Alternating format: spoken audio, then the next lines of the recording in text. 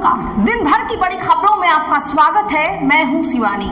आज की खबरों में बात होगी 18 दिन में भी नहीं पिघले बेरहम मोदी साहब। दिल्ली हाई कोर्ट ने भेजा मोदी सरकार को नोटिस की और ममता बनर्जी की हाई कोर्ट से बड़ी जीत, शुभेंदु सरकार के छूटे पसीने की। ज्ञानेश कुमार के एसआईआर पर क्यों भड़की बीजेपी, उल्टा पड़ा खेल तो बढ़ी बेचैनी की। नेशनल हाईवे जाम, देश भर के कई राज्यों में सड़क पर उतरे लोग, मोदी शाह सरकार को खोली चेतावनी की। और खबर के अंत में बात होगी पत्नी और बेटों को ईडी ने जैसे कि बुलाया, बागी हुए ममता के एक और एमएलए की। इसी के साथ दिन भर की सही बड़ी और प्रमुख खबरों को जानेंगे विस्तार से। उससे पहले एक नजर सुर्खियों पर। बांकीपुर उपचुनाव वोटिंग से पहले प्रशांत किशोर को झटका। 2025 के चुनाव में उतरे जनसुराज के 3 कैंडिडेट्स बीजेपी में शामिल। केसी सिन्हा ने भी छोड़ा साथ। भारत पर 100% टैरिफ लगा सकता है अमेरिका। रूसी तेल खरीदने वाले देशों पर कार्रवाई की तैयारी। संसद में बिल पेश, 5 देश निशाने पर।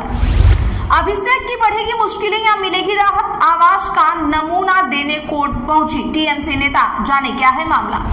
कोई रिश्वत मांगे तो। तमिलनाडु सीएम विजय ने करप्शन पर ऐसा क्या कहा कि हो गई हर तरफ चर्चा। 150 लोगों के लिए 8 करोड़ को परेशान किया। पूर्व सीईसी ने क्यों कहा एसआईआर का मकसद मतदाता सूची से नाम हटाना। गडकरी बोले 2004 से पेट्रोल में एथेनॉल मिल रहा, गाड़ियों को नुकसान का कोई सबूत नहीं अब तक मिला। माइलेज सड़क और ट्रैफिक की स्थिति पर निर्भर करता है।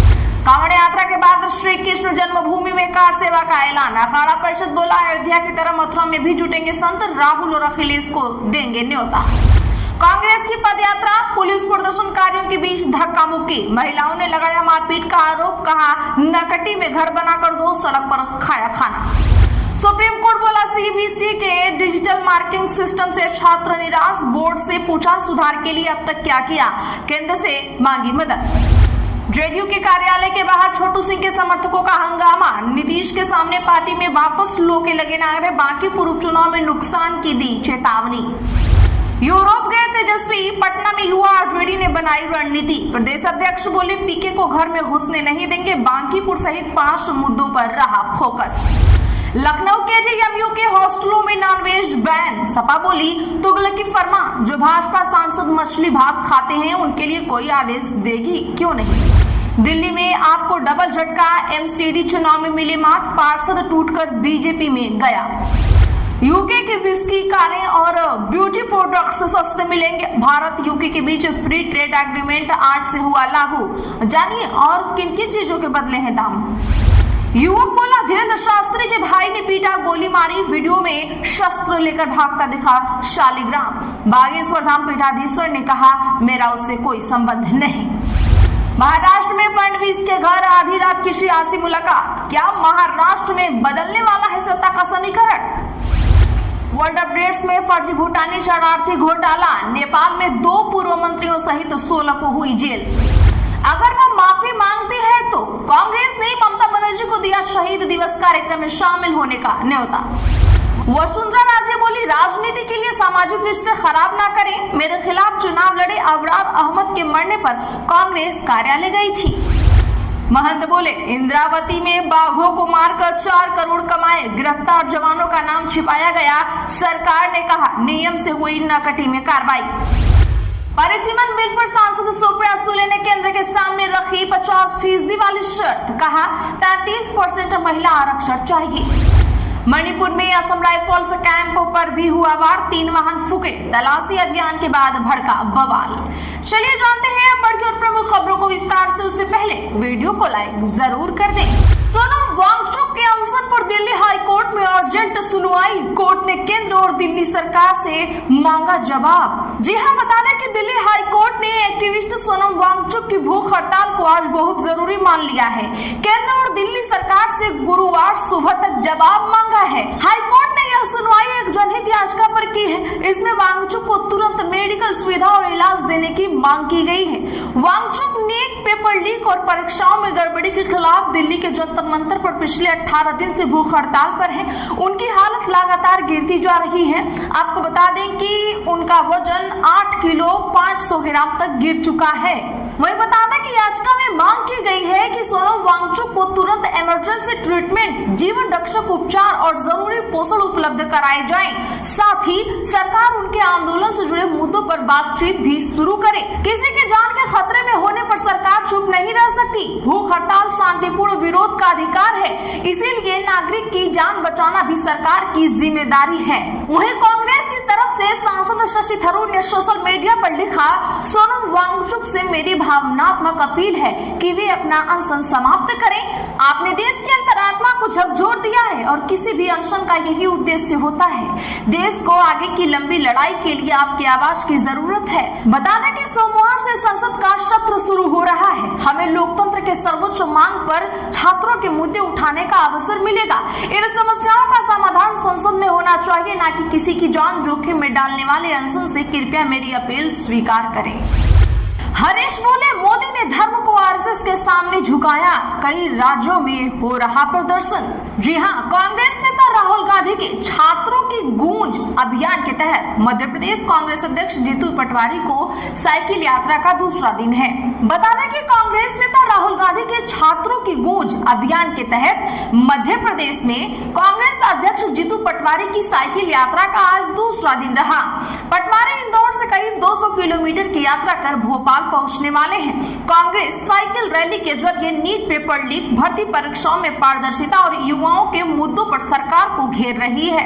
वहीं छत्तीसगढ़ के रायपुर के नकटी गांव में बुलडोजर कार्रवाई के विरोध में कांग्रेस दीपक बैश के नेतृत्व में राजभवन तक 14 किलोमीटर की पदयात्रा की।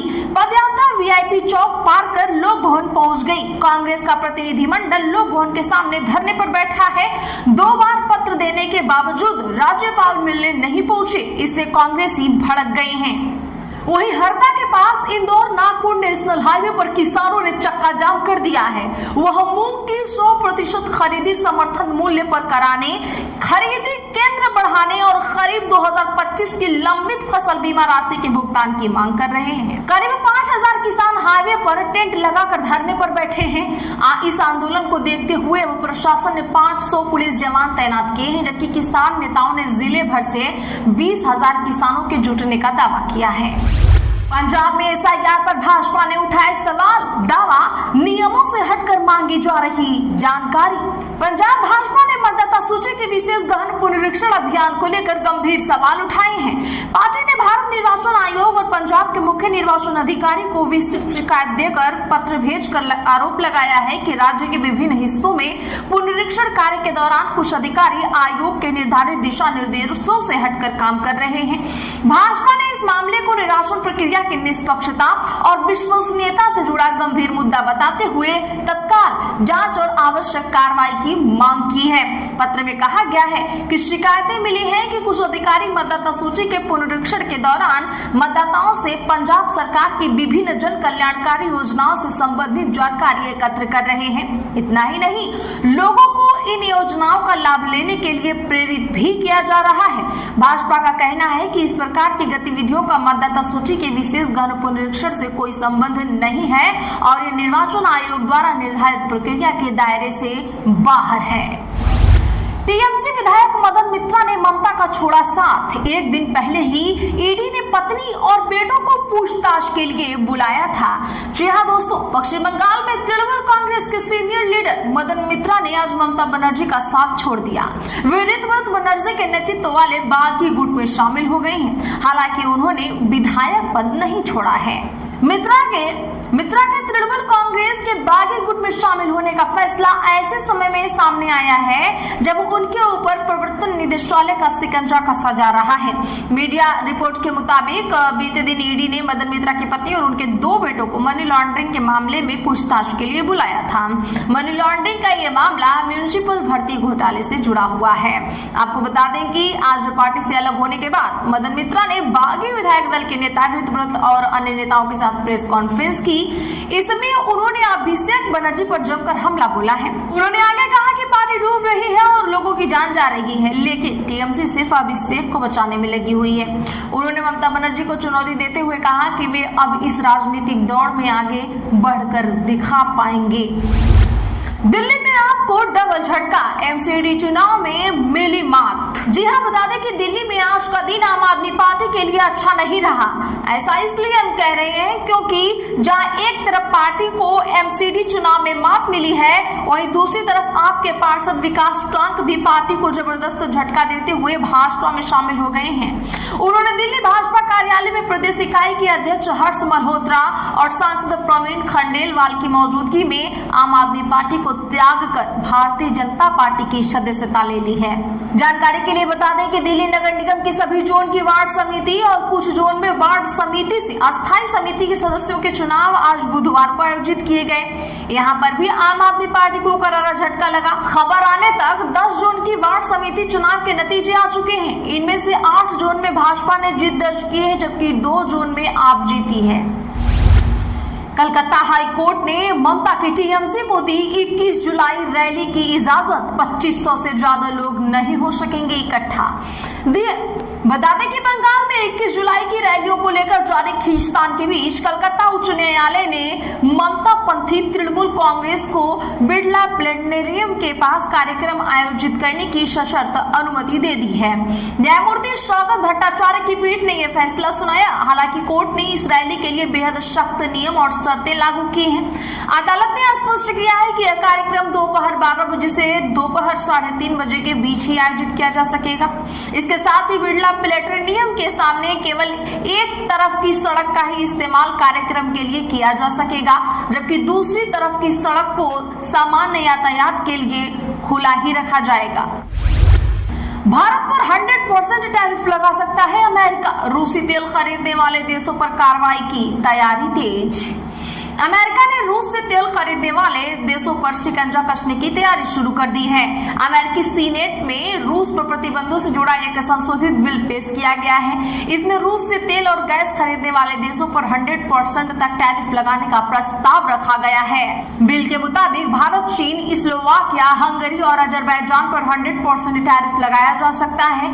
यह बिल रिपब्लिकन और डेमोक्रेटिक दोनों पार्टियों के समर्थन से लाया जा रहा है। इसका मकसद रूस की तेल से होने वाली कमाई को कम करना है ताकि उसकी युद्ध लड़ने की क्षमता कमजोर हो सके। इसके तहत रूस के अधिकारियों, सैंट्रो टैंकर बेड़े, केंद्रीय बैंक और सरकारी ऊर्जा परियोजना पर भी प्रतिबंध लगाने का प्रस्ताव है। पहले बिल के शुरुआती मसौदे में 500% टैरिफ लगाने का प्रस्ताव था, लेकिन बाद में इसे घटाकर 100% किया गया। अगर यह बिल पास हो जाता है तो अमेरिका पहली बार किसी देश पर सिर्फ इसलिए टैरिफ लगाएगा क्योंकि वह रूस से तेल खरीदकर उसकी कमाई बढ़ा रहा है। अगर वह माफी मांगते हैं तो कांग्रेस ने ममता बनर्जी को दिया शहीद दिवस कार्यक्रम में शामिल होने का न्योता।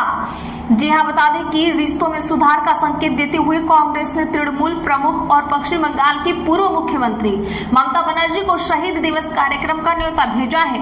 यह कार्यक्रम कोलकाता में होना है। हालांकि यह निमंत्रण इस शर्त के साथ दिया गया है कि उन्हें सार्वजनिक रूप से स्वीकार करना होगा कि लगभग 3 दशक पहले कांग्रेस छोड़ना उनकी एक गलती थी।